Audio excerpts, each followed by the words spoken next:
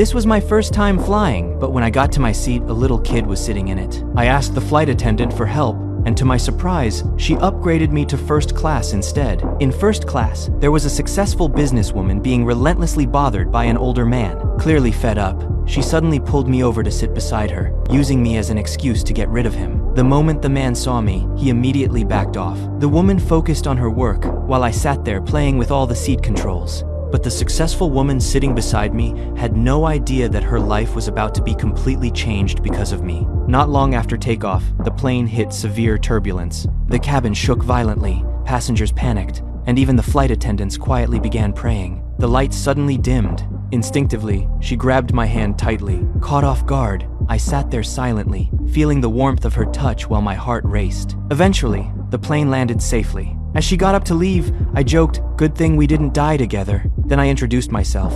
"My name's Ethan." Amused by my humor, she smiled and replied, "I'm Claire." After Claire left the airport, I realized she had forgotten something important. I rushed after her, trying to stop her, but she had already driven away in her luxury car. Back at her office, Claire stared at her computer screen before realizing she'd lost critical work documents. At the same time, a young new employee at the company suddenly began stealing attention, even taking away one of Claire's investors. Because of Claire's cold and distant personality, the investor no longer wanted to work with her. Upset and overwhelmed, Claire suddenly noticed a note. It was from me. I had stopped by to return her belongings. Claire contacted me immediately, and we arranged to meet. I quickly sent her the address of a bar. She never went to places like that, and only wanted her documents back as soon as possible. But when she arrived, I didn't even have them with me. With no other choice, Claire followed me back to my place to pick them up. The moment she saw my electric scooter, she froze. She had never ridden anything that required a helmet before. I stepped closer and carefully helped her put it on.